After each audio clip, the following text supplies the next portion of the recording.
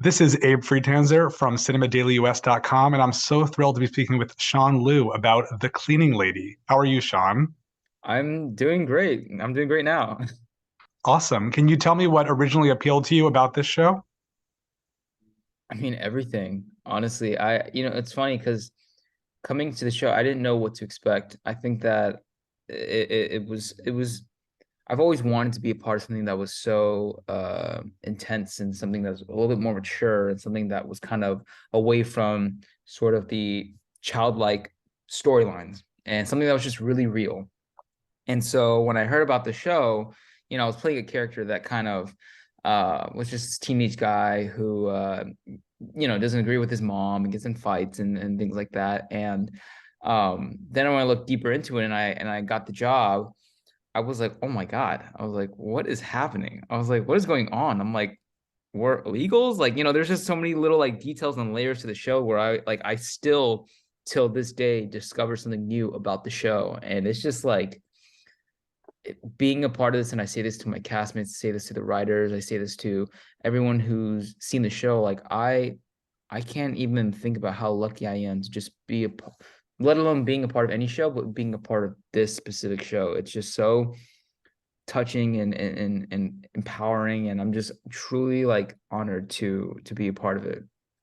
That's great to hear. I know the show does deal with undocumented immigrants in a very interesting way. Do you think there Yeah. are other shows on TV that are doing this the same way? I mean, I'm sure there's been other shows who've tapped into that sort of realm, but they've never really committed to a full like storyline where you actually understand the consequences and what leads up to it and how we get here. Like there's never shows like that where I like when I watched the show for the first time, because I don't actually read all the scenes when I read the script. I just read the scripts that I'm involved in only so I can stay focused on what my character knows, and my character doesn't know that Elodie did this with the mob. It's like there's like all these things like that. So when I watch the show, I'm on the couch and I'm just like, oh shit.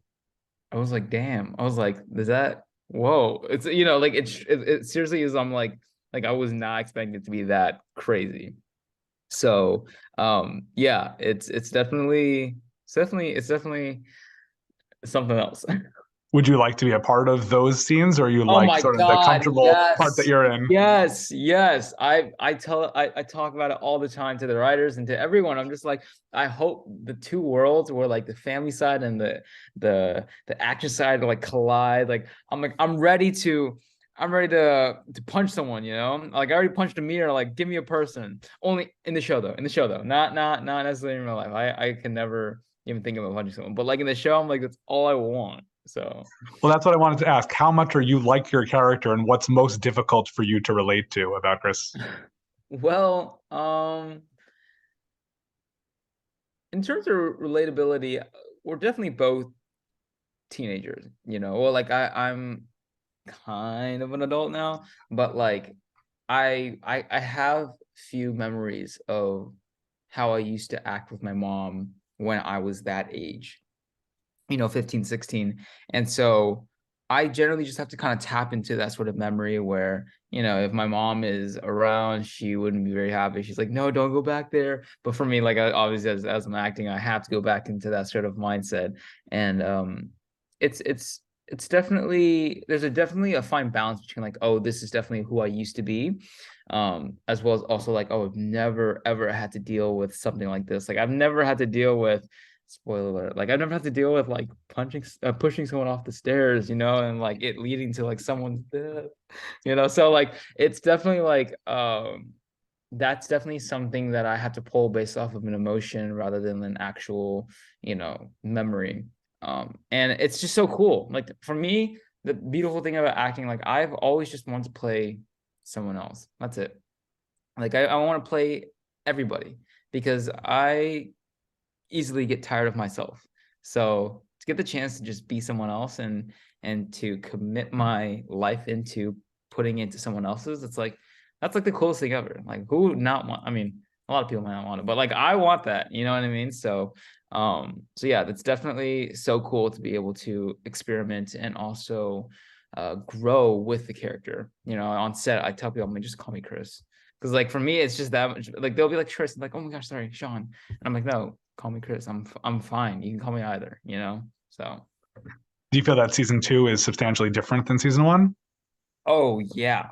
Season 2 is definitely more different. I couldn't even imagine what would have happened in season 2 when we finished the first season. I read the script for the first time in the beginning of season 2, and I just remember I like came in with no expectation. I was just reading and I was like, and then all the things happened with Chris, and I was like, no one was around me. Actually, I was on set and I had to be quiet because they were shooting, and I was like,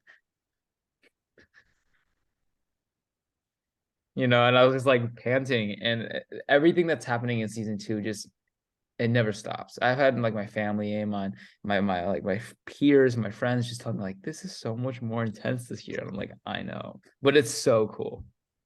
Yeah, well, I know that you've previously been in 2 seasons of another show, World of Dance, and I'm curious how a primetime drama like this differs from a competition show. I'd imagine in almost every way, but is there anything So similar? yeah, in every way. Like, I mean, the first season of World of Dance didn't even count. I mean, I was involved in obviously in dance group, and then the second season I had a little bit more of control in terms of like what I wanted to do and who I was doing it with.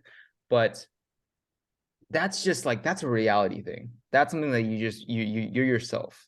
And to be 2 seasons in something that's like you're living another life, it's so cool. Like, not that World of Dance was World of Dance was great. But also like it's a different environment, it's different energy, and the Fox family, the Warner Brother family, like everything about that. I've never felt so welcomed into anything before. And I think that experiencing that for the first time with just everyone, like even getting the opportunity to do something like this with you because of the cleaning lady and because of this type of show, it's like it's just so cool. And I look forward to something like that every single day. Like I don't know. I would have never imagined to get this far into something like this, considering how many people there are in the world and things like that. So yeah. Well, I did enjoy reading in your bio that, you started dancing when you were able to walk. And so did you, expect this dramatic turn in your career, or do you feel like dance is really what you were going to spend your life doing? No, I think I'm a type of guy who doesn't necessarily like to it's kind of ironic. I can never think of the present. Like, I'm always trying to think so far into the future. That's why it's so hard for me to live in the present. But at the same time, it's like I never tried to plan my like goal. In terms of like I want to be this when I grow up, maybe except when I was like 10 years old and every wishing well, I was like, I want to be a superstar. But like the first time I actually was like, I know I want to do this for the rest of my life was when I told my manager, and I was like, I want to act. I want to act for the rest of my life. I want to commit to it. That's my long term. Like, it's my passion. That's my goal. Like dance is in my veins, but I don't know how long my body can actually sustain dancing. It's getting old. I'm sorry, but it's just like I've always felt like I needed to act while I was dancing in order to actually complete the sort of feeling of the way I dance, whether from storytelling or from emotional or whatever that may be. There needs to be some sort of intention. And I think that's when it came into acting and it transitioned smoothly, as opposed to it being like, okay, I'm done with dance, let me go into acting. It's like, no, when I'm not working on set days, I'll still want to dance because it's still, a part of me, so in general, like I think acting has just always been within me. I just wanted to really dig deep and hone into that craft. And as my castmate from the cleaning lady, Elodie, says, you always just want to work that instrument, just it's yours. Just keep playing it. I know you were also a part of Chop Junior. Oh my God. Is cooking still a big part of your life? It's a huge part of my life. And it's not necessarily too much of a career path. It's more so of like food is my love language. I mean, listen, I'm Asian. My parents took me to all these different places, as a blessing. But like, I got involved in so many different types of food, and now it's kind of a curse too because I'm obsessed with just food in general. But like, cooking to me has always been a vessel to share my appreciation and love for people that I want to share, whether if that's cooking on set or cooking for my family or coming back home and, things like that. So Chop Jr. was just like a phase in my life. Yeah. Well, I understand you have your first film coming out soon. That you did a lot of things on it. Is that correct? Can you tell me about that? Yeah, it actually did come out. It came out in 2021. And it's called Two, and it was definitely me playing a lot of the hats in the film. But I wasn't necessarily, it's funny because I look back at it now and it's like, wow, I did play a lot of hats, but I didn't do the film because I wanted to.